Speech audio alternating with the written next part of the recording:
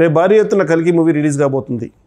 అసలు కల్కి సినిమా ఎలా ఉంటుంది ఏంటి దానిపై ప్రీ రిలీజ్ రివ్యూ చెప్పడానికి మనతో పాటు senior journalist, film journalist Yagnamurthy గారు మనతో ఉన్నారు. ఆయన అడిగి తెలుసుకుందాం. సార్, అసలు కల్కి కథ ఏంటి అసలు?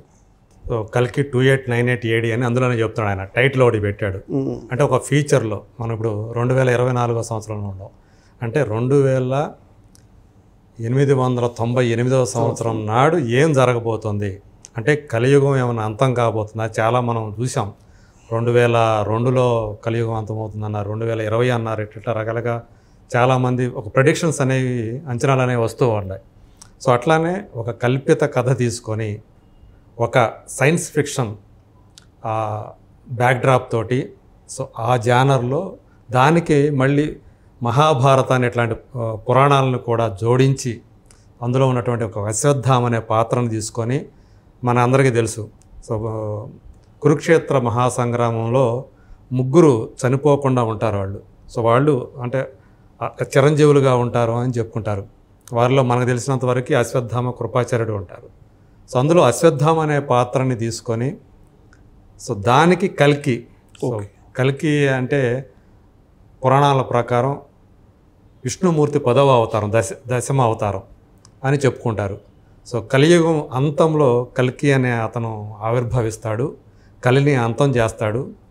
సో అప్పటి నుంచి మళ్ళీ ఇంకొక యుగం మొదలవుతుంది అని చెప్పేసి చెప్పుకుంటూ ఉంటారు. సో మనకి ఇప్పటిదాకా రిలీజ్ అయినటువంటి టీజర్ కానివ్వండి, ట్రైలర్ కానివ్వండి, అలాగే రిలీజ్ ట్రైలర్, ఇట్లా 3 రిలీజ్ చేశారు. వీటన్నిటిని బట్టి మనం చూస్తే కొంత సూక్ష్మంగా మనకి కథ తెలుస్తూ ఉంటుంది, అంతర్లీనంగా అర్థమవుతూ ఉంటుంది. అందులో మీకు పర్టికులర్గా దీపికా పడుకునే క్యారెక్టర్ ఏదైతే ఉందో, సో ఆమె క్యారెక్టర్ ద్వారా మనకి అబ్బా నీ కడుపున పుట్టబోతుంది, మామూలు బిడ్డ కాదు, సృష్టి అని ఒక చోట, ఇంకో చోట భగవంతుడు అని ఇంకొక చోట చెప్తారు. అంటే ఆమె కడుపున పుట్టబోతున్నది కల్కియా అనే ఒక మనకు కలుగుతుంది. నిజంగానే మనకు అందినటువంటి సమాచారం ప్రకారం ఆమె కల్కికి, అంటే కొన్ని కథల ప్రకారం, వ్యాస మహర్షి చెప్పిన దాని ప్రకారం, అలాగే భాగవతం ప్రకారం విష్ణుయసుడు, సుమతి అనే దంపతులకు కల్కి పుడతాడు అని చెప్పేసి రాశారు. సో దాన్ని బట్టి సో ఈమె క్యారెక్టర్ సుమతి క్యారెక్టర్ అనుకుంటే, దీపికా పడుకోని క్యారెక్టర్ చేస్తున్న క్యారెక్టర్ సుమతి క్యారెక్టర్ చేస్తుంది, ఆమెకు పుట్టబోతుంది కల్కి అని. సో కల్కి ఎవరి కోసం పుడతాడు? కలిని అంతం చేయడానికి. అంటే మనకి తెలిసినంత, మనకి ధర్మం 4 పాదాల నడిచే యుగం ఏదైతే ఉందో అది కృతయుగం. అట్లాగే ధర్మం 3 పాదాలు, అధర్మం 1 పాదం నడిచే యుగం త్రేతాయుగం. అది మనం శ్రీరామచంద్రుడు ఉండే యుగం. కృతయుగంలో మనం సత్యహరిశ్చంద్ర చెప్పుకున్నాం. అలాగే 3వ యుగం వచ్చి ద్వాపరయుగం. అక్కడ ధర్మం 2 పాదాలు, అధర్మం 2 పాదాలు నడుస్తుంది. శ్రీకృష్ణ అవతారం అక్కడ. సో అట్లాగే ఇప్పుడు కలియుగం వచ్చేటప్పటికి ధర్మం వచ్చి కేవలం 1 పాదం మాత్రమే, మిగతా 3 పాదాలు అధర్మమే నడుస్తుంది. అంటే ఇక్కడ మొత్తం అధర్మమే రాజ్యం చేస్తుంది. ఈ అధర్మానికి ప్రతీక కలి ప్రభావం వల్లే అధర్మం పెచ్చరిల్లిపోతుంటుంది, పాపాలు పెరిగిపోతాయి. కలి ఆవహించిన వాళ్ళందరూ కూడా పాపాలు చేస్తూ ఉంటారు అని చెప్పి చెప్తూ ఉంటారు. సో అలా చివరికి వచ్చేటప్పటికి, ఈ కలియుగ అంతం వచ్చేటప్పటికి ఈ 4 పాదాలు కూడా అసలు ధర్మం అనేదే లేకుండా అధర్మమే 4 పాదాలు నడిచేది కలియుగం చివర. అప్పుడు కల్కి వస్తాడు విష్ణుమూర్తి 10వ అవతారంగా అని చెప్పేసి. అలా మరి భైరవ ఎవరు ఇక్కడ? ప్రభాస్. ఓకే. సో అనేది ఇక్కడ ఒకటి. అంటే భైరవ అనేది కూడా ఒక పురాణాల నుంచి తీసుకున్న క్యారెక్టరా అనేది కూడా ఒక ఆసక్తికరంగా ఉంది. చాలా వికృత రూపంతో ఉంటాడు, నూనె కారుతూ ఉంటాడని ఆయన ఒక వర్ణన ఉంది కలి గురించి. సో అట్లా మనం చూస్తే కూడా, ట్రైలర్లో కూడా చూస్తే కూడా మామూలు మనిషిలాగా లేడు. అసలు స్కిన్ టోన్ కూడా ఒక డిఫరెంట్గా ఉంది. కమల్ హాసన్ ముఖం కానివ్వండి, అతని చర్మం కానివ్వండి, ఆ తేడా మనకి మామూలు మనిషిలాగా కాకుండా ఒక డిఫరెంట్ మనిషిగా చూపించారు. మనిషిలాగా ఒక వేరే హ్యూమన్ లాగా కనిపించాడు అతను. సో అట్లా ఆ కలిని అంతం చేయడానికి మరి ఈ భైరవ, కల్కి ఎవరు? మరి కల్కి వేరే అయితే మరి ఈ భైరవ ఎవరు? అంటే ఇక్కడ ప్రభాస్ ఏమైనా 2 క్యారెక్టర్లు చేస్తున్నాడా అని కొంతమంది సందేహం. కానీ ఇందులో ఇంకొక విషయం ఏంటంటే, విజయ్ దేవరకొండ కనిపిస్తాడు, అలాగే రానా కనిపిస్తాడు అని కూడా నాని కనిపిస్తాడు అని కూడా మనకి వినిపిస్తూ ఉంది ఇండస్ట్రీలో. సో ఖచ్చితంగా ఇక్కడ విజయ్ దేవరకొండ ఇందులో ఒక ఆశ్చర్యకరమైనటువంటి ఒక రోల్లో కనిపించబోతున్నాడు అని చెప్పేసి ఒక విషయం బయటకు వచ్చింది. అతనేమన్నా కలికిలాగా కనిపిస్తాడా చివరిలో అని ఇట్లా ఒక నిజమేనా నడుస్తూ ఉంది, రోల్ చేస్తుంది. సో ఇది ఇలాంటి మనం అంటే ఇది అంటే నేను మీకు చెప్తుంది ఇవన్నీ కూడా ఎందుకు చెప్తున్నానంటే అంచనా కోసం. ఓహో ఇది ఒక అంచనాకు వస్తారనే ఉద్దేశంతో, ఎందుకంటే ఇది ఇలాగే ఉంటుందని నేను చెప్పకూడదు కాబట్టి. సో రేపు సినిమా రిలీజ్ కాకపోతుంది. వీటన్నిటికీ కూడా కొన్ని ప్రశ్నలు, కొన్ని ఊహాగానాలు ఇవి ఉన్నాయి. కాబట్టి ఒకటి విషయం మాత్రం స్పష్టం. సో దీపిక పడుకునే కడుపున పుట్టబోతున్నదే కల్కి. సో ఆమెని కాపాడటం కోసమే అశ్వత్థామ వస్తాడు. సో ఆమెకి ఆపద ఎదురైనప్పుడు ఏమి ఇబ్బంది ఆమె కలగకుండా, ఆమెకు అపాయం జరగకుండా, ఆమెకు ప్రాణాపాయం కలగకుండా అశ్వత్థామ రంగంలోకి దిగుతాడు. మరి ఒకసారి చూస్తే అశ్వత్థామ భైరవ ఇద్దరూ కూడా దేనికోసమో పోరాడుతున్నట్టు కనిపిస్తుంది. వాళ్ళిద్దరి మధ్య ఎందుకు తగాదా వచ్చింది? సో ఇవన్నీ కూడా ఇందులో కీలకంగా ఉండబోతూ ఉన్నాయి. సో భైరవ అతని క్యారెక్టర్లో కూడా షేడ్స్ మారుతూ ఉంటాయి. కొన్ని గ్రే షేడు ఉంది, అలాగే పాజిటివ్ షేడు ఉందని చెప్పి తెలుస్తూ ఉంది. సో ఏం చెబుతాడు కల్కి కోసం, తనేం చేస్తాడు?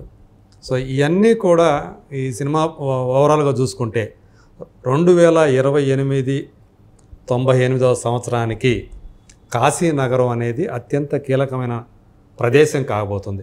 అంటే ప్రపంచం మొత్తం కూడా నామరూపాలు లేకుండా పోయినప్పుడు చిట్ట చివరి ఆశ కలిగించే నగరం ఏదైనా ఉందంటే, అంటే మనుషులు నివసించే నగరం ఏదైనా ఉందంటే, బతికి బట్టగట్టే నగరం ఏదైనా ఉందంటే అది కాశీనగరం.